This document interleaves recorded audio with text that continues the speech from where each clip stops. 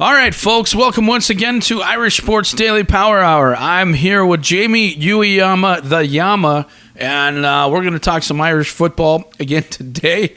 Oh, boy, Jamie, I don't think any of us ever anticipated that Notre Dame would be 0-2 at this point. We're going to dive right into that and start talking about that. Before we do, I wanted to mention once again, if you're not a member of Irish Sports Daily, it's a great time to sign up. You can go to the front page, click on the premium section, and sign up. Click on sign up for a month or a year. It's going to be hopefully a lot of exciting stuff happening here. Hopefully they'll get this thing turned around quickly. If you haven't had a chance to check out all the YouTube live stuff that we did last week and over the weekend and breaking down the game and talking about the game afterwards, go to YouTube, search for Irish Sports Daily, and you can check out all the content we have there as well. Subscribe. Make sure you click that subscribe button. That just allows you to know when we're going live, and also it'll put all our videos on your feed as well. Doesn't cost anything to subscribe, and you can check out all the stuff there. We'll have a lot going on this week. Greg's already done some good stuff on the game. I know he and Jamie will be doing some stuff. Jamie and I will be on Wednesday, and then again on Saturday after the Cal game, talking about the Cal game, and hopefully we'll have a lot more exciting stuff to talk about.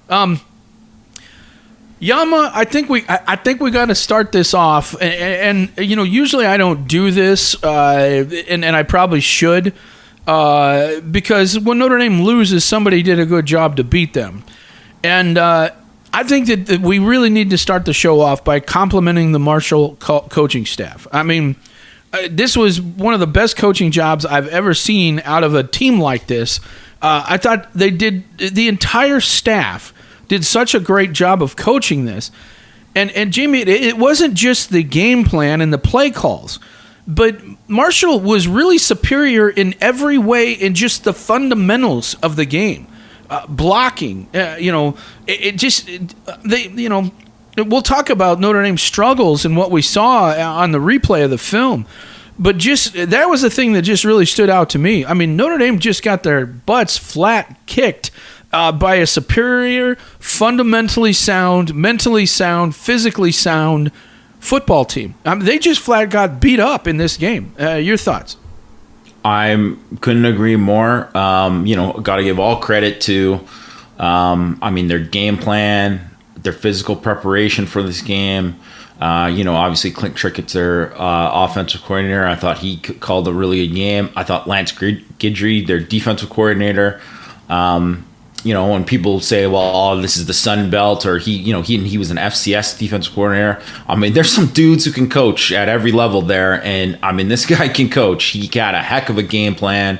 He really completely outcoached Tommy Reese in this game with what he prepared there. But I think really the thing that stood out to me on the rewatch, Mike, that was probably the most concerning was, I think one of the things, and even you saw with like Harry Hiestands lines before, the one thing you could say was there was always guys who were like butt kickers, guys who like finished, and that was always a thing that like you'd see guys at the end of a play, like there'd be a guy like pancaking guy at the end of a pile, whether and it wasn't just a Quentin Nelson, it was an Alex Bars, it was an Aaron Banks, it was a Mike McGlinchey, it was whoever, right? Like there was guys throughout the time at Notre Dame, and that's how Notre Dame's become part of who they are, is they had that, and you don't see that from Notre Dame's offensive line, but you saw it a lot from Marshall's offensive line, and guys finishing, and guys like to the echo of the whistle, and because there's some guys on Notre Dame who thought, the ball went by me,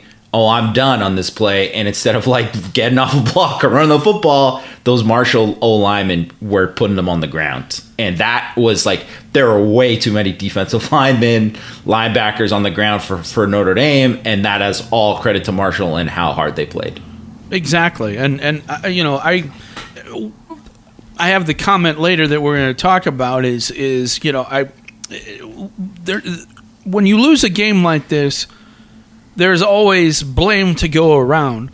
And I think a lot of people want to blame the Notre Dame coaching staff for this loss. And let's be honest. I think they were outcoached in every facet of the game. I really do. Other than special teams, I didn't see one area where the Irish were acceptable on Saturday. And that's just acceptable. That's not even good or above average. They weren't even acceptable in any area other than special teams. And and I'm like, wow, this is incredible how bad they played. But ultimately, Jamie, you can give the players all the knowledge that you want. You can drill them. You can do whatever you can, but they have to make the plays. And the Irish players did not make the plays. And not just didn't make the plays in the first half. I could see a team coming out after such a tough loss against Ohio State and just being flat, right? That happens a lot. But this is not what we saw here. There were just so many mental errors and just laziness, just absolute laziness, confusion, apprehension. They were just getting beat physically. And it really goes to the players, I think, that you can't blame your coaches for your own lazy effort and mental errors. At some point, you have to look at yourself in the mirror. And, if I'm we'll talk about some of the fallout from this, but a lot of people have brought up the fact that Jared Patterson was upset, took his pads off, and slammed them on the ground and didn't want to stick around for the alma mater. I'd do the same thing if I'm Jared Patterson. I'm like, I came back for this. Why would I come back for this? Why did I come back for this? If you guys are not going to play better, and now, granted, Jared Patterson also made his mistakes as well in this game. He has somewhat of an excuse with a bum leg or bum ankle or foot, but at the same time, I understand the frustration. And if I'm Michael Mayer, I'm angry. I'm really angry that I came back from this. And this is where the leadership needs to stand up. Somebody on this team needs to stand up and say, you know what, I'm not putting up with this. And if they don't have that happen right now, Jamie, this is going to be a very long and ugly season. Your thoughts? I think that's 100% true. And I think that's one of the things that you don't realize that you're missing with some of the guys when they're, naming new captains and obviously have new guys to step up. And I think Notre Dame, one of the things that they've been known for and one of the reasons why they've been successful over the last 5 years is this consistency of culture, right? Where you had these culture carriers, within the program that really carried things on and set the example, and they came up big when you needed them, and they always were, they elevate their level of play or they hold other people accountable, all these kind of things. And I think, that this is where you're going to find out who those guys are, because I just, very few guys on the team that I would from the game that I watched are guys that you're you can point to and say, this is a guy that people should follow based on their level of play in the game, right? And I'll give you one, Tariq Bracy. That's it. I'll give you two. I'll give you Howard Cross, because if you watch the film of Howard Cross balled out. Yeah. He was constantly. He was the only guy who was constantly getting penetration in the backfield, getting separation, beating guys off the ball. So he was the only defensive lineman that I was like, man, this guy cares on every single snap. Yep. You know what I mean? It wasn't like he played perfect game, but he cared. You could see how hard he played on every single snap. And I mean, there's just not a lot of other guys you can say that about. And I think when you do that, you understand why they lost the game. Yeah. No, you could say that on the offensive side too. Same thing, yeah. I mean, Mayer, I thought played hard, but other than that, I didn't see anybody. I just didn't see anybody that I felt like, played with the intent that it takes to win a football game. And it's so frustrating to watch. It really is. It was as disappointing to me as the actual first watch was, Jamie. The second watch was even way more disappointing, I thought, because it was a lack of everything, And it's one thing if you get beat and it's just kind of things that happen, but this was just they got beat because they just didn't play like they cared, and that's really the bottom line in this. And I don't know how you fix that. The only way you fix that is team leadership, and the coaches can yell and scream all they want, but if the leaders don't stand up and start holding people accountable, you're in deep trouble with this. Let's start with the defense, Jamie, because that was the thing that I thought we felt like, okay, after that first game, I wasn't as high on the Ohio State thing as a lot of people were with the defensive thing. And the reason why is, as I said on Power Hour, I think Notre Dame played well and certainly held them to the number that nobody thought was possible, but I also felt that a big part of the reason they struggled so much is I just didn't think C.J. Stroud played very well. Now, part of that was I think Notre Dame did a good job of designing things and confusing him, but they also had a year to prepare for it too. You don't get a year, between games. So, to me, I was just concerned about how much yardage Notre Dame gave up on the ground, and just getting pushed around by Ohio State. You say, okay, well, those guys are superior, or they got big dudes, they got a bunch of 5 stars, all that kind of stuff. All that is true. In this game, there were no 5-star offensive linemen. There were no elite players, and Notre Dame's front seven just got absolutely destroyed in this game. And gosh, I don't know, what to say. That they could not. They just have no ability to get pressure at all, even while blitzing. They sent the same linebacker blitzes constantly and just couldn't get anything. It just couldn't generate really much pressure at all. And the thing that throws me more than anything, Jamie, is the 94-yard drive that Marshall had to go ahead in this game. Same thing happened last week when you talk about the Ohio State thing. But this is Marshall. You just scored, and you just give up this thing. I just can't believe the things that were happening in this drive. And they just flat got beat up. They made so many mental errors on that particular drive. And it's like, your offense just gave you the opportunity to win the game, and you let down. And this is something we saw even last year. And you can't have that and be a great team. Your thoughts? I think it's, you know what? I actually think if you look at like bits and pieces of the game, especially when they played against the run, there were points where you're like, oh, in the second half, like they were playing like they should be playing against the run, and they were, stuffing the run and getting them into 3rd and long, and doing a good job of that. But then if something else would break down, and then it's like, there was never any response to it. And that was always the kind of thing that you always kind of saw, like even say, from last year's defense, right? And I don't think this is like a Clark Lee thing or whatever. Like this is from last year's defense as well. Is like a guy like Isaiah Foskey. There were plenty of times where things weren't going good on a drive, and then all of a sudden Isaiah Foskey would make a play, and it would just bail them out. But where are those plays? They aren't creating havoc. And I think part of that is on the players. Like a large part of it, right? Like guys have to win your individual matchups. Like there's no doubt about that, right? But the lack of havoc is like, and negative plays that they're creating is a huge issue. Like, it was a 5.2% in the first half. Like that's putrid. It was 11.3% overall. They had a better second half, but even then, it's not like it was a dominant thing. And 11.3% in a game is a bad number. That's like one of the worst in the country if that's your average on the season. And some of that I think is players got to play better and all that kind of stuff too. But also, obviously they're doing stuff coverage-wise and they're keeping stuff in front of them. They're forcing these long drives. That's fine, right? Like they gave up, didn't give up a reception longer than 20 yards in the game. Obviously, that's a good thing. You don't want to give up explosive in the passing game. That's a good thing.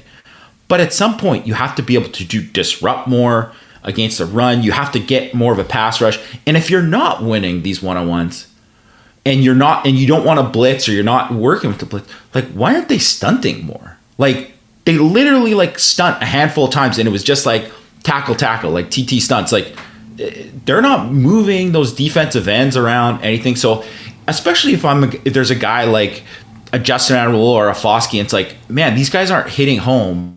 What do we got to do to help them out here? Or and help us out? Confuse the offensive line, make them think a bit. They're not doing any of that. They're like, it's very little movement up front on the, on early rundowns too.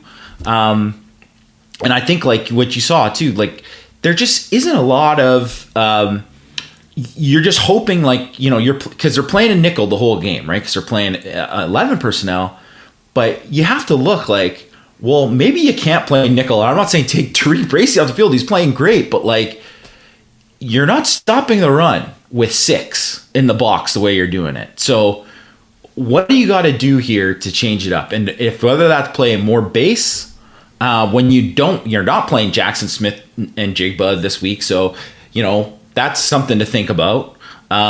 Whether it's, doing more slanting, twisting, stunting up front, bringing more, run blitzes, whatever, like there has to be more there. And I think that to me, it was the biggest kind of failure on defense is that like, okay, if your guys aren't doing it, it's like you have to also make the adjustments to say like, we got to do more of this. And because you don't want to get beat over the top. I understand that, right? But you have to play with some risk to try to be able to create these plays, or else what happened will happen to you again.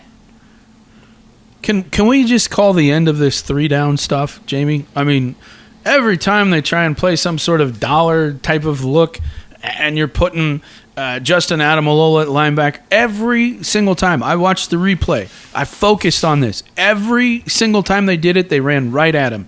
Every time, Jamie. Every single time. And they'd get 8-9 yards. Every time. Every time. At some point, you have to look at this and say, this is not working. Why do we keep doing this? I mean, every single time they did it. And every time they ran right at that player, whoever that was, that's who they ran at. And every single time they got at least 7, 8, 9 yards rushing. And you can't give that up. I mean, you talk all day long about staying on schedule or getting them off schedule. Well, if you pick up 7, 8, 9 yards on the first down every time, I just don't understand the logic behind that. I really don't. And I don't know. We keep seeing it. And again, I think like you said, something has to change here.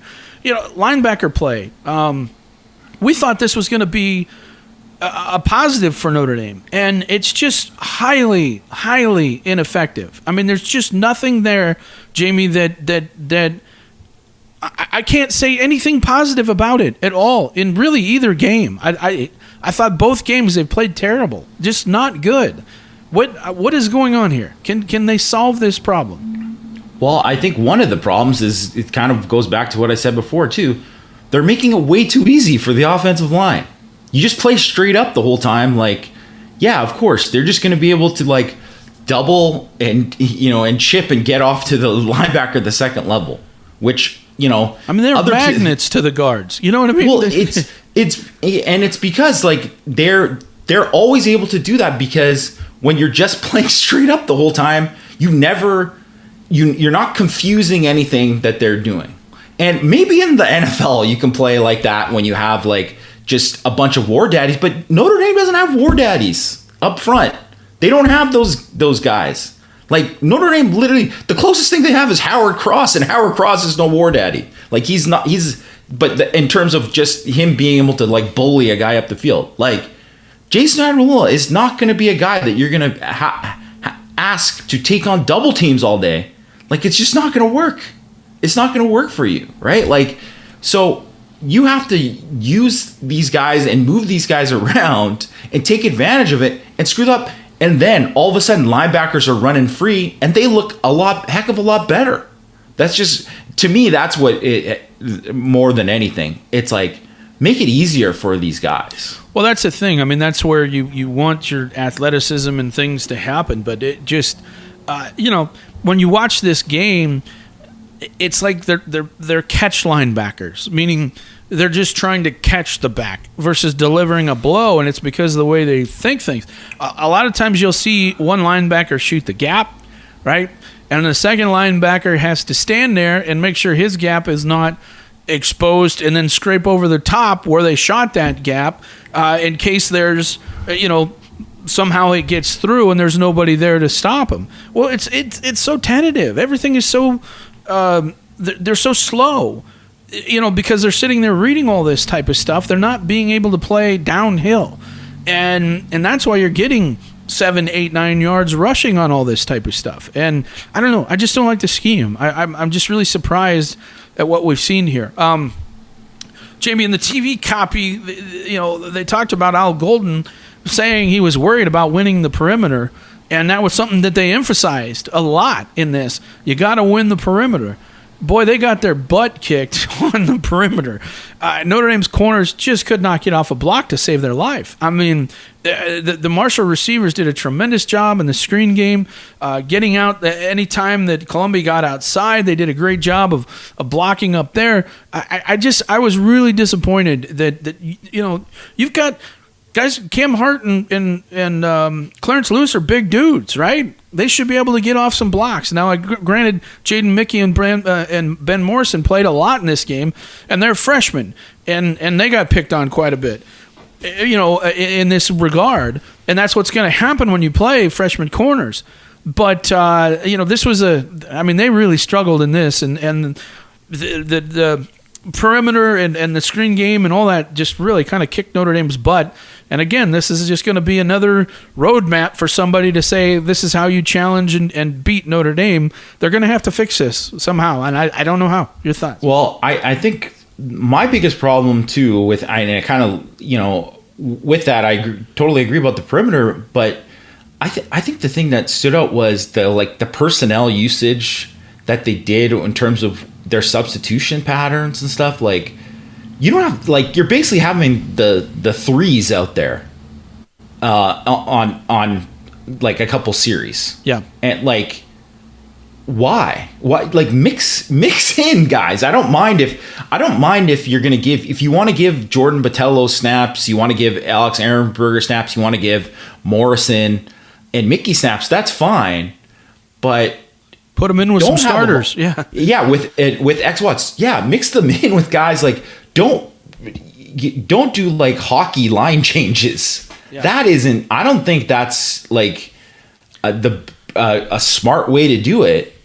Because one of the things is you rely on other veteran guys to not just make plays or whatever, or be consistent or whatever, but it's also if something happens where there's something that a young player doesn't understand, the older veteran's supposed to be there to kind of inform and help in these circumstances. But when you're putting more inexperience on the field together, I don't think that's a good thing. And that was really questionable to me in this game, why they chose to do that. Yeah, I don't know, very surprising. All right, well, let's take a look at the offense here. I think Tommy Reese took a lot of heat after the game, rightfully so. 7 points in 3 quarters against a team like Marshall. I mean, that's just not doing a good job. And I do think he has some excuses as well. There's no question he's got problems up front at his O-line. Rewatching the game, obviously Buckner's not going to be back anytime soon. It doesn't sound like. We'll see what happens today when Marcus Freeman talks about it. But even if he does come back, he's highly inaccurate, Jamie. I mean, so many plays where, Jack Cohn would miss a throw, right? But it'd be in the ballpark. You know what I mean? A lot of his throws just aren't even anywhere near where they're supposed to be. And you can't win with an inaccurate quarterback. I realize why they have to play him, because they don't have a lot of playmaking ability otherwise. And let's be honest, they would have been in a world of hurt if he had not been able to run the football the way he did. So we're going to talk about that, because that's what's coming next. They're not going to have that ability if they play Drew Pine. There's obviously limited talent at wide receiver as well. But at the same time, I just don't think that Reese has done a good job sometimes in his play calls to really set this team up for success. Your thoughts on that? No, I thought this was Tommy Reese's worst game as offensive coordinator. I think it's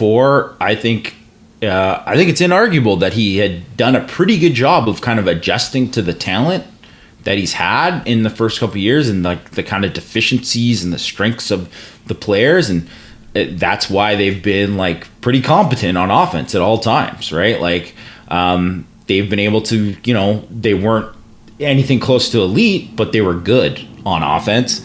And I think like right now, I totally agree with you with Buckner and all of his like faults as a quarterback and his accuracy and some of the things he's dealing with. I don't think he's obviously not a guy who's going to be super successful at the moment as a drop back passer. I also don't think that Reese did a good job kind of setting him and the offense up for success with some of the plays. And you have to realize like very early on that you can't run the ball inside. This isn't working. Like it's not working. What they're doing there, how can you adjust to it and beat it? They ran the ball 20 times in between the tackles for 52 yards, so 2.6 yards per carry. But when they ran 10 perimeter plays, either runs or passes behind the line of scrimmage, and they averaged 8.2 yards per play on there. Like they scored when they were like attacking the perimeter, right? With whether that was Buckner run game or screen game, and guys just making guys miss, like Tyree making guys miss, Mayer making guys miss, Styles making guys miss. Like that's how they were able to score on their 2 touchdown drives, and also from play action. And like Tyler Buckner is extremely effective play action passer. Like I don't know why they want to be like this run heavy team. That's fine, but like if you're having success, but it's like play action, it's there and it's working, right? Like it was something that worked really, really well in this game. Like don't go empty as much, because I don't think like, even though he wasn't terrible at empty, but 4 yards a pop in those empty, it's like I don't think that's there. And then a lot of it was like, even those picks, like those are kind of just asking to be picked. Oh yeah, totally. Really, right? Like, well, even before the second one, there was a play about 2 or 3 before that where he did the same thing, and it should have been picked, but the guy fell down. No, the ball got batted was what it was. Yeah. I mean, that was a pick 6 too. It just was. Absolutely. Go ahead. I'm sorry. Yeah, and they play like a ton of matchup zone, and they sit on routes, and they do that, and those corners are really good, and it. And you literally just saw the week before, Mike Abraham, sit on a ball and jump it for a pick last week, and then you do the kind of same things, and that was, that was a tremendously poor route by Braden Lindsey on that play, and he's just as at fault for it as with Buckner. But it's also, I thought Jaden Thomas's route where he got picked was also a terrible route. That was a bad route too. Absolutely. And so it speaks to the deficiency of like the players and the talent and all that kind of stuff. Yes, yeah, it does. But at the same time, it's like, it also says, like, why are you calling this play? Like, what are you doing here to combat this? And I just don't think, like, I know it's hard to come up with answers when your line isn't playing well and you're not doing this and that, but you have to be able to find it. And they did find it at some times in this game, but it's like they didn't stick with that. And I just don't understand that at all. And I just don't think that I think this whole time, I don't know about you, Mike, but I think I always thought that this was going to be this offense that was going to be based off of Tyler Buckner's strengths, running the ball, RPO, play action pass game. This is what the offense was kind of be and kind of have to be for him. And it just, through 2 games, it's obviously that's not what it is. And now you lose Tyler Buckner, or you look like you lose Tyler Buckner. We don't know the diagnosis on his injury yet, but it doesn't look good. And now it becomes a heck of a lot harder to try to figure out what to do to have success. Yeah, rewatching the game, Jamie, it was obvious what the Marshall defensive coordinator was trying to do, and that was just kind of overload the edges. And again, Notre Dame's trying to run the ball inside there, but again, Notre Dame puts so many players in such a short area, right? Most of their running plays, you have two tight ends, whether it be kind of in an H-back role on one side together, on opposite sides together, you got the back. Essentially, and a lot of times they had Jaden Thomas in there as well, trying to run the football. And there's just so many bodies there. And if you don't get initial push, what was happening is a lot of times they'd shoot the corner, or they'd shoot the slot corner, or they'd shoot the safety on opposite end. If the ball is coming one way, he's coming unblocked, and because you don't get good push initially, the back has to slow down, and he gets caught from behind constantly, whether it be the slot corner, the safety blitzing, or the defensive end. It was caught constantly. And again, this is where you're talking about, if they're going to play that way, you have to take the ball to the perimeter. Or here's an idea, Jamie. and it's so funny. It drives me crazy because this has been something that Reese did, and this is also something that Chip Long did before him. They were afraid to attack the middle of the field. I understand that you're afraid that your quarterback's going to throw an interception there. But guess what? You threw 3 anyway. Should have been 4. Right? Doesn't matter if you're worried about what's happening in the middle of the field. And look, all the big plays that they've had so far, tight end, down the seam, in the middle. Great throw to Bauman. I mean, that was a huge play. Set him up 1st and goal. Same thing.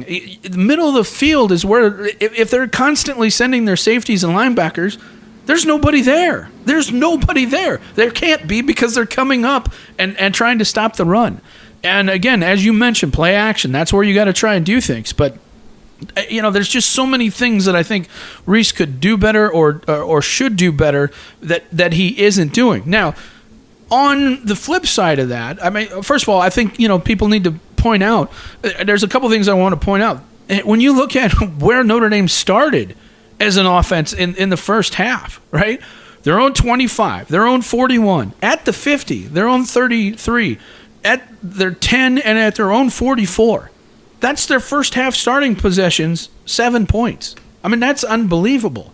How does that happen? And, I mean, when you have that great opportunities and you can't put things together, that's the way it is. Now, in Reese's defense, here's what happened in some of those drives. For example, the first drive, Reese, I thought, called a really nice series there. They moved the ball to the 50-yard line, right? And Reese decides to take a shot there. Jaden Thomas was wide open.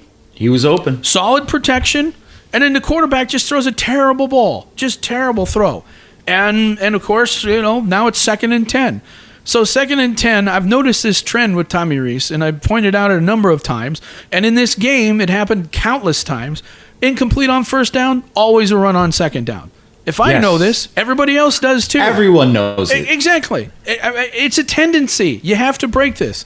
So, of course, 2nd and 10, Reese runs to the right. Estime loses 2 yards. What happens? Blake Fisher completely just whiffs on his block. I mean, just the most lazy effort I think I've ever seen from an offensive lineman. It's almost like he just stood there. And then Correll, of course, got stood up by the nose, and that's something that happened all game. And then Estime has nowhere to go. So now it's 3rd and 12, right? 3rd and 12. You're at the 50 here. You're trying to move things. And then Joe Alt completely whiffs on his guy, gives up a pressure, and Buckner has to scramble and takes off for 5, and then Endy's punting.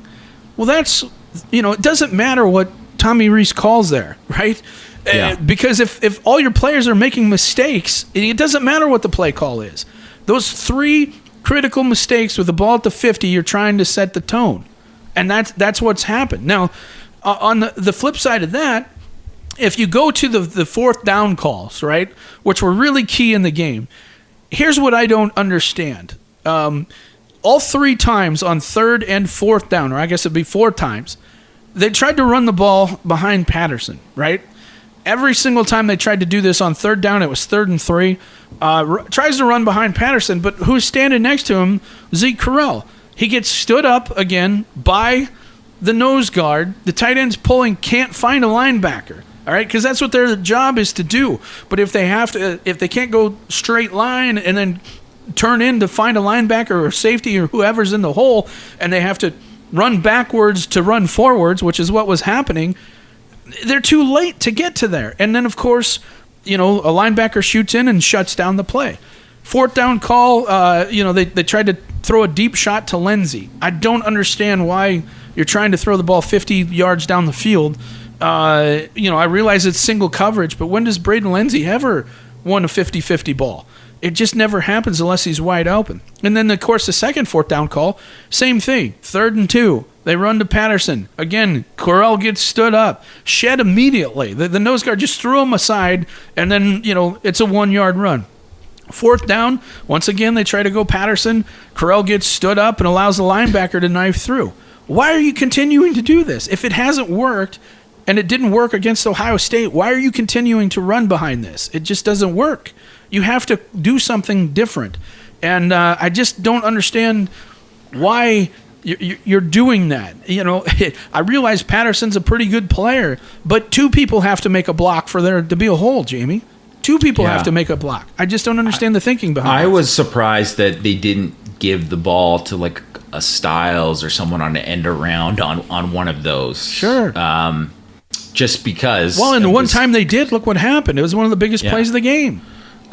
Just because it just, they weren't. I completely agree. Corral, especially on short yardage, really got he just doesn't have handled. He doesn't have the ability to do it. You're asking him to do something he's physically not capable of doing. It's not that he's lazy or that he's not trying. He's just not physically capable of doing it. And what can you do? Why do you continue to do that? I don't understand. Defensively, what do you see are the problems on defense, Jamie? And is there a way to fix them? Because, I think offensively it's a different story than it is defensively. I think defensively it's easier to fix. I think a lot of stuff is fixable on defense. Yeah. So let's talk about, what do you think, if you're Al Golden, what do you do with this group right now? How do you change things up? How do you get them back on track? Well, I think a lot of it is like a lot of the stuff that Marcus Freeman did when he was defensive coordinator, right? Like, I want to see more movement up front. I want to see those defensive linemen taking advantage of like their quickness and that type of thing, because I think that's how they're going to be a lot more disruptive up front against the run, create more negative plays there, also help in the pass rush. I think one of the things that I've been, pretty surprised with too, I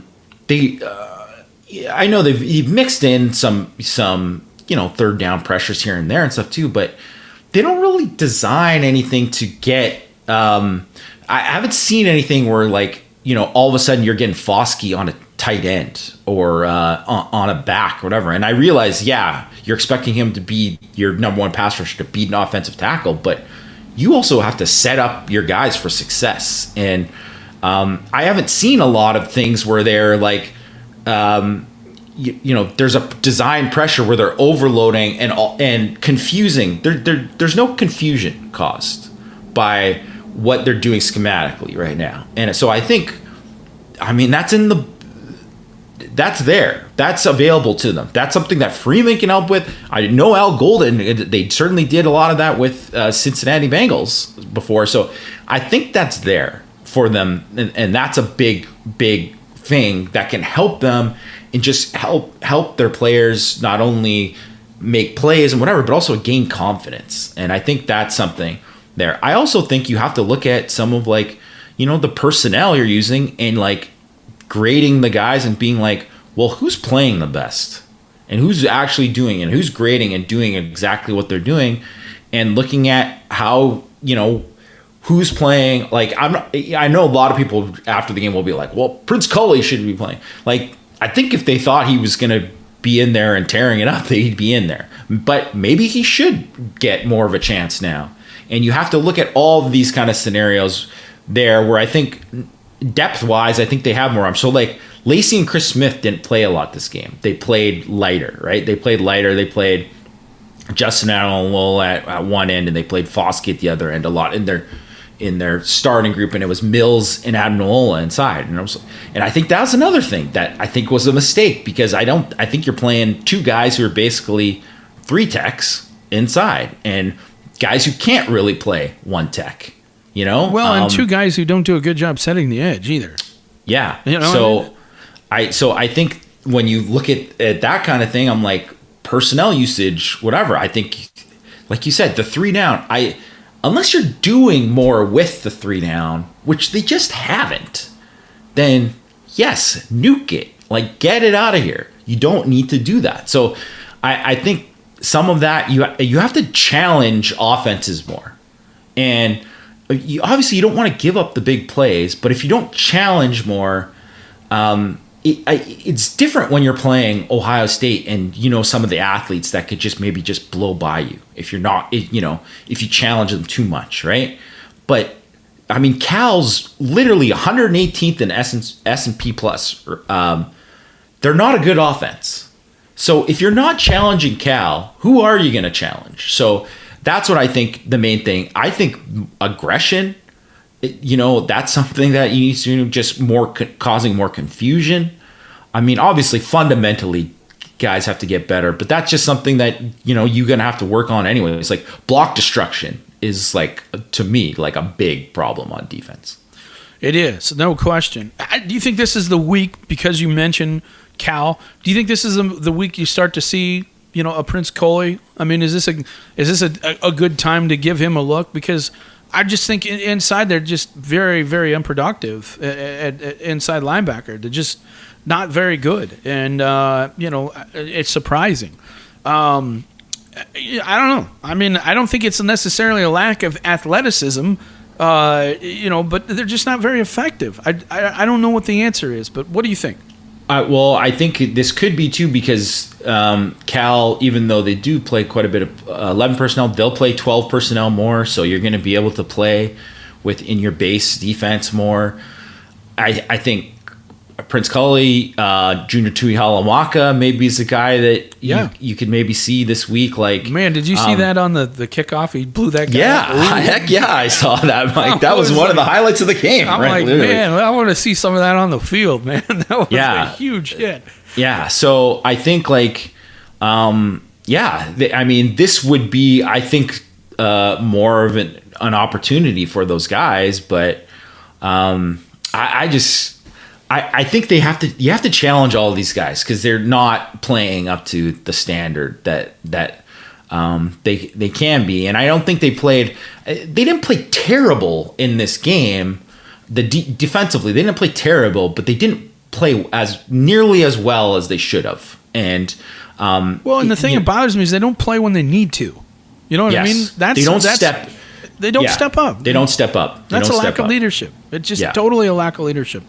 All right, we're going to talk some offense here in a sec. But before we do, I wanted to remind everybody of our sponsor once again, which is ESQ Clothing, founded by ND alum and longtime ISD member Ga Wang, and dresses both the Notre Dame football team and all the coaching staff, such as the sleek green suits Marcus Freeman wore during the NFL draft. Although known for their custom clothing, ESQ has created the world's most comfortable dress shirt, made using bamboo. It's ultra soft, wrinkle resistant, and even machine washable. It's also available in an exclusive one-piece collar design. Just check out all the recent photos of Coach Freeman where there's no top button, and the shirt's meant to be worn tightless and avoids the droopy collar look. Use the code ESQ Club on their website, which is esqclothing.com, and get 15% off your first online purchase, or stop by their Chicago showroom for the best custom clothing available. Once again, that's esqclothing.com. Use the code ESQ Club for your 15% off. All right, so the biggest elephant in the room here, Jamie, is I think we all know that I shouldn't say we don't know for 100% fact. We won't know that until the Marcus Freeman press conference. But I think we're all anticipating Tyler Buchner won't be playing for probably a considerable amount of time. Multiple games would be my guess, maybe even a lot longer than that. if that's the case, Tommy Reese has a real problem on his hands. And some people will say it's it's an excuse now for the offense to be bad, and to be honest with you, that it isn't an excuse. Tommy Reese recruited Tyler Buckner, chose Tyler Buckner. Tommy Reese recruited Drew Pine, chose Drew Pine. The guy before him, who was the guy who transferred out? Phil? Brandon Clark? Yeah, Brandon Clark. I mean, these are all people that they had opportunities to develop as quarterbacks, and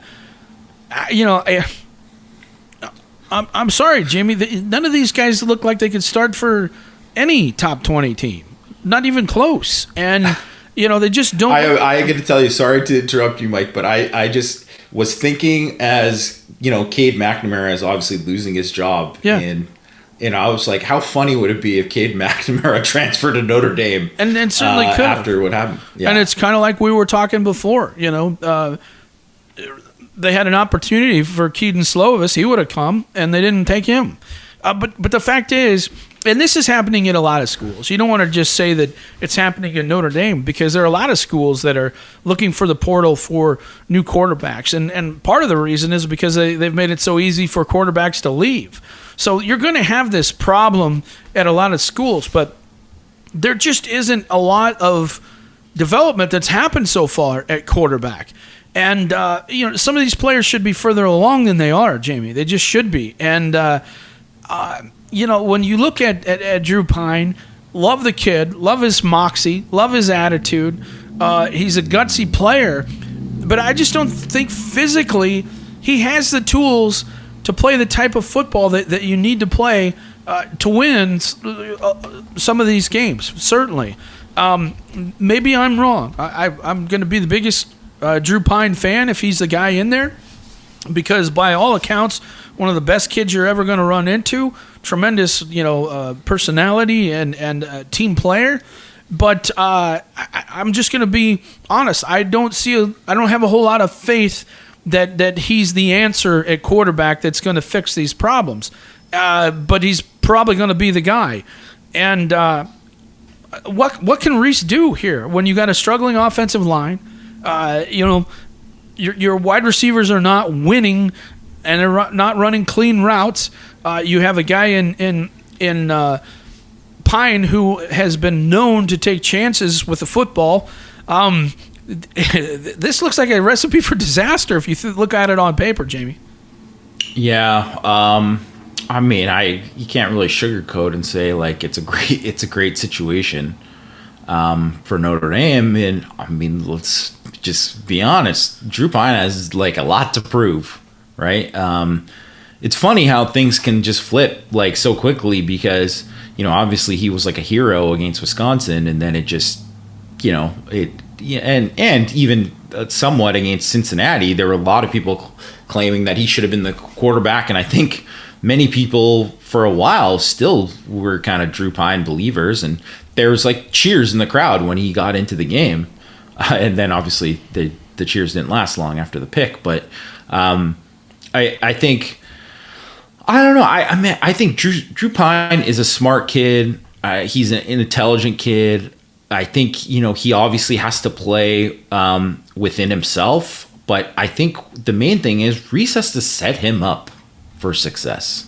Like, set him up for success. And a lot of the same things that, like, not in terms of running, but in terms of, like, play action and some of these other things, like the perimeter game, like, some of those things have to be more automatics within the scheme, because until they prove that they can do a lot more running the football inside, and I think they'll probably have a tough time again this week unless like they get drastically better, because Cal's got a pretty good defense. So I think like that stuff has to be there in a bigger part of the game plan and to help a guy like Pine succeed more, right?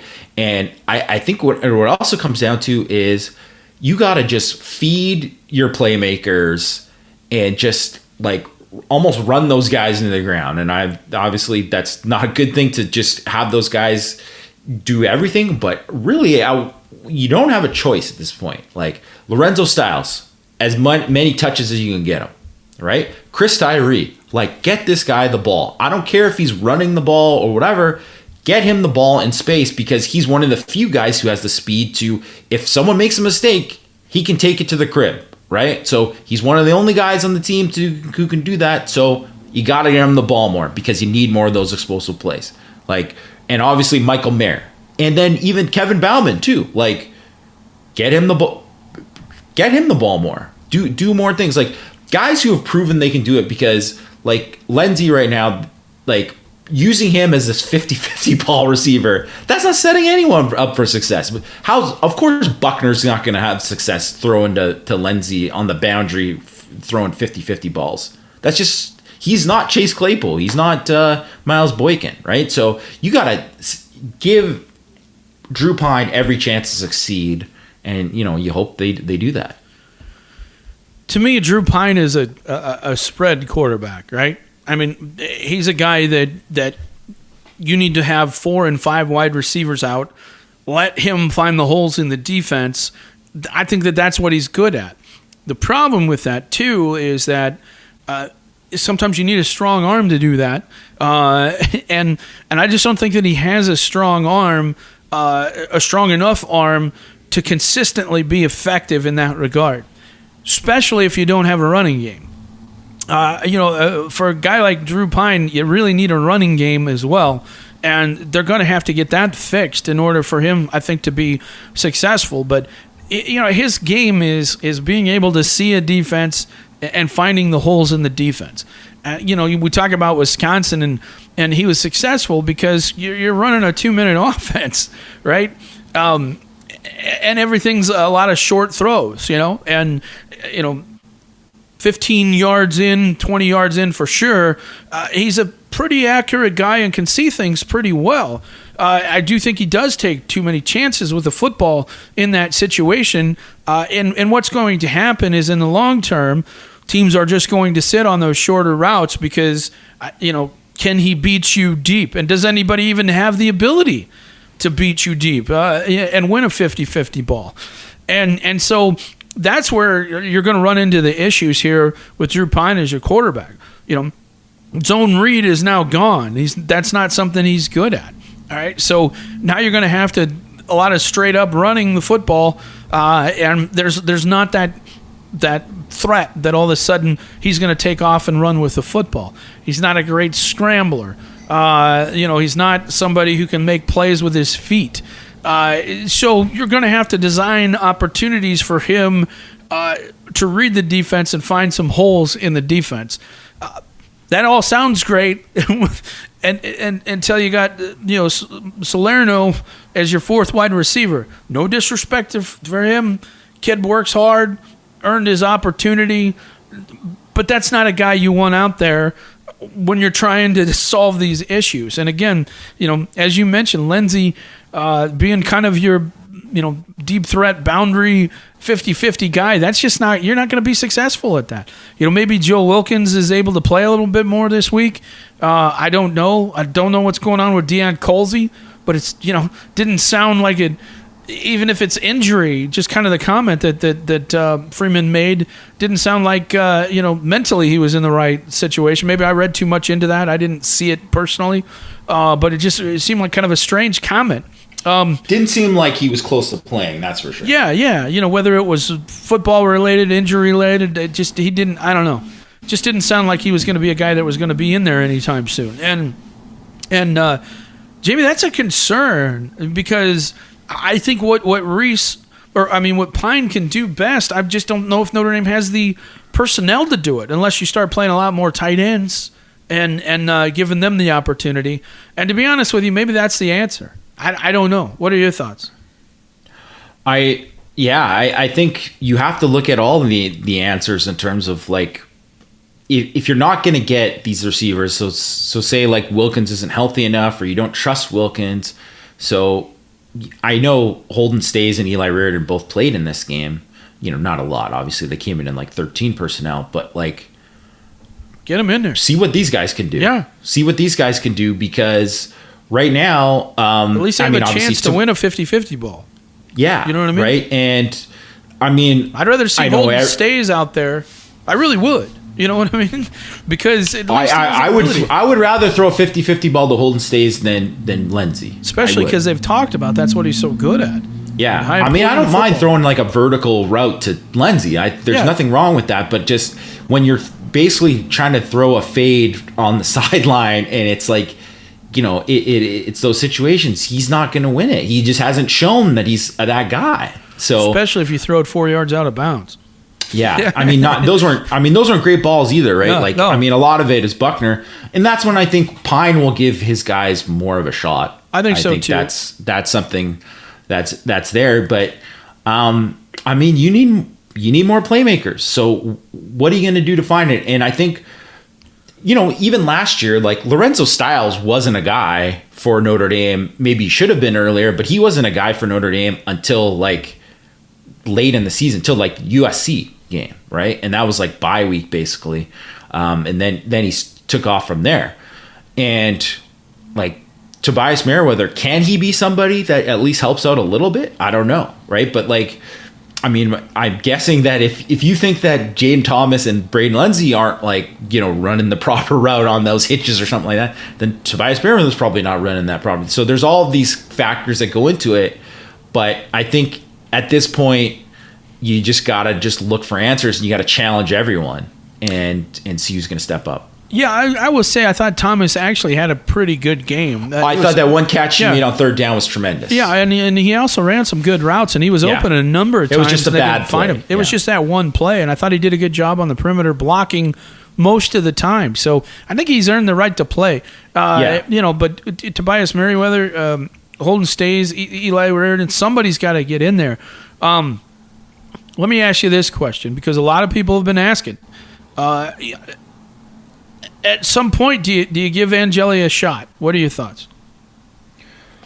I mean, I think it all depends on how Pine plays, really, right? Like, I think if and also how long do you far, stick with Pine? Let's put it that way. I think it's how much of the offense can you run with Angeli, right? Like, is he someone who really?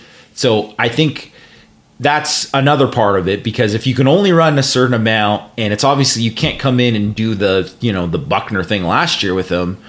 So if you're severely limited by him, then whatever. But if you have a decent amount of the playbook with him, then I think you have to give Pine a pretty short leash, because I think that's just the way that's how you have to kind of approach it, because they can't go 0-3. They can't go 0-3. Like, that can't happen, right? So if it's a situation where it comes down to winning the game or whatever, and Pine is really struggling and he's thrown a bunch of picks or whatever, and they're still like, I think they have to look at all options. So but I mean, obviously that is all dependent on how much, has Angeli been running with the scout? So he was CJ Stroud week 1, right? So where is he now? Like, is obviously this week he's gonna be with the main offense, but like, how far along is he? How much reps is he gonna get during this week? It might be too much to ask of him this week, but then again, they might not have a choice. Jamie, a first-time head coach. Part of the job of a head coach is to coach the coaches, and this is, I think, Marcus Freeman's first big test as a head coach. Not just in trying to get his team back focused, but also to get his coaching staff on point. If you're Marcus Freeman, I mean, how do you handle this? Do you go in and fire brimstone? I think it's so important.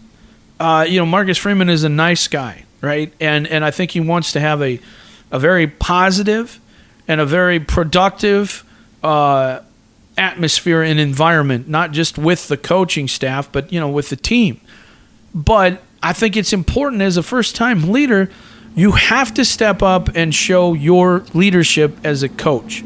If you're Marcus Freeman, what do you do with the coaches this week?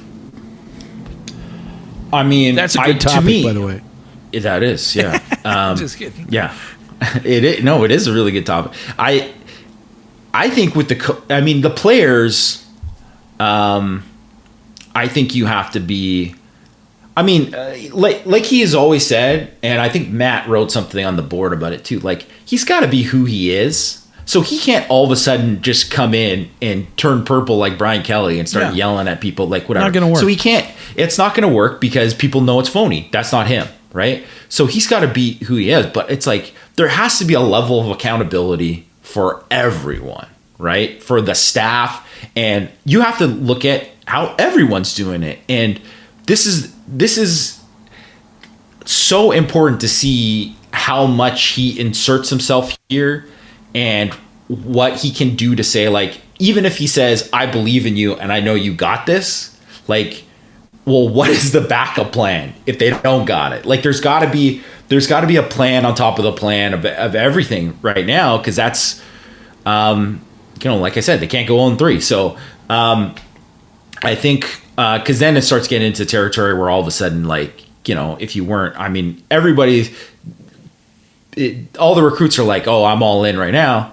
We'll see. I mean, if it's, you have to see how things go, right? Yep. So I think it's all important, and everybody knows that the future of the program is dependent on this class and what they can do and all these other classes in front of them.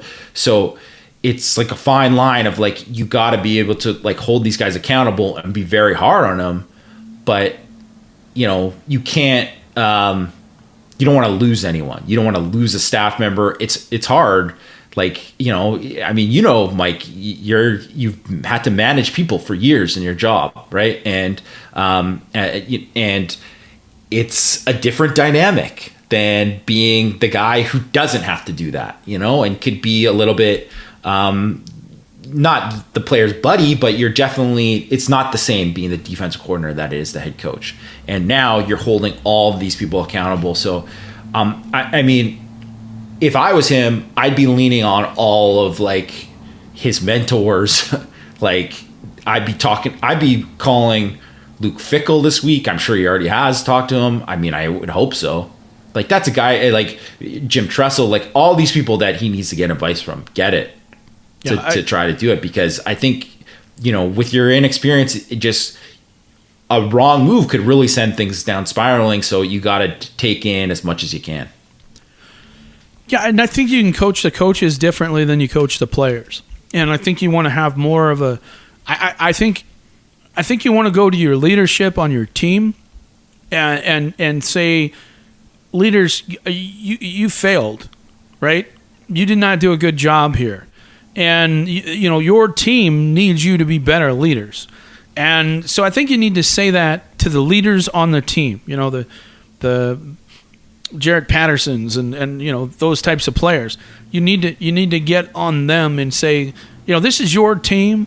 We're here to do this, but ultimately player and the play on the field, that's your deal, right? You guys we're going to try and help you with that, but it was not acceptable. So I think that's the way you handle it with the players. But I think you coach the coaches differently, because I do think you have to set a standard at some point, and you have to communicate to them that this is not acceptable. We got outcoached in every facet of the game. And let's be honest, they spent, it sounds like, a whole lot of time after the game trying to settle down a bunch of recruits, which then took away time from game planning for Cal, and taking a look at Cal. Now, of course, Marcus Freeman probably did most of that, and rightfully so, and so the coaches were able to do that. But, Marcus Freeman could have used that time to go in and coach his coaches, and instead he has to spend time on the phone with recruits trying to reassure everything that the plan's still in place and everything we've talked about still there and all that type of thing. That's the fallout of doing stuff like this and having these kind of results. So I hope that Marcus Freeman is a little bit more stern with his coaching staff. You don't want to be a jerk. You don't want to threaten anybody's job. You don't want to do that. But I think it's so important when you have disappointment at the first sign of disappointment that you set the standard as far as what you expect of a coaching staff. And And I'm sure that's what Coach Tressel's going to tell him. I'm sure that's what Luke Fickell's going to tell him. I'm sure they're going to talk about moments when they experienced the same things and how they handled them right and how they handled them wrong. I mean, that's what you get as an experience as a coach. So you're 100% right. That's exactly what he needs to do. Take that advice and apply it, but also apply it within who he is as a person. And hopefully we'll see the positive results. I'll say this, Jamie. If they came out and lay another egg on Saturday and we see the same kind of mental mistakes and poor effort and that type of thing, then Houston, we got a problem. I really think so. And that would be a very, very bad sign, I think. And I sure hope we don't see that. I don't think we will, though. Do you? I don't think we will. I don't think so either. I think that the team leadership's better on this team than they showed in this game. I think they got caught napping, and just, I don't know, for whatever reason couldn't pull out of it. But I have a feeling they'll play better this week, even without Buckner. Offensively, I'm not saying that they're going to put up a lot of points. I don't think that they will. But I think defensively, they'll play much better than they did, which will give them a chance to win, and we'll see what happens. All right, folks, be looking forward to all our stuff this week on YouTube Live as well as on the site. If you're not a member of Irish Sports Daily, go to the front page of irishsportsdaily.com, click on Premium, sign up today. There's lots of stuff. We got a lot of stuff coming. Jamie's got his notes from the rewatch. I put my play-by-play up as well. Greg's doing a lot of good stuff on YouTube Live, so check out the YouTube channel as well. And we'll be back with Power Hour next Monday, and we better be talking about a win, Jamie. Otherwise, the boss man's not going to be in a good mood. I know, yeah. The boss man will not be in a good mood. Yeah. And I want to say that I have the easiest job in the world when it comes to managing my team because, and Jamie will attest to this, I hardly say anything because I don't have to. They just do a good job. So I hardly really ever say anything to these guys because I've just hired fantastic people. And because of that, it makes my job so much easier. So I just had to say that, Jamie. I appreciate it, and but let's edit that part out so Matt doesn't hear it. We love Matt. Everybody loves Matt. Yeah, no, Matt's doing fantastic. He does a fantastic job. Yeah. Everybody does. All right, that's going to be it, folks. Hope you enjoyed that. We'll talk to you next week on Power Hour. Me and the Yama will be back, and we're going to have a lot of fun. Thanks for listening. Bye.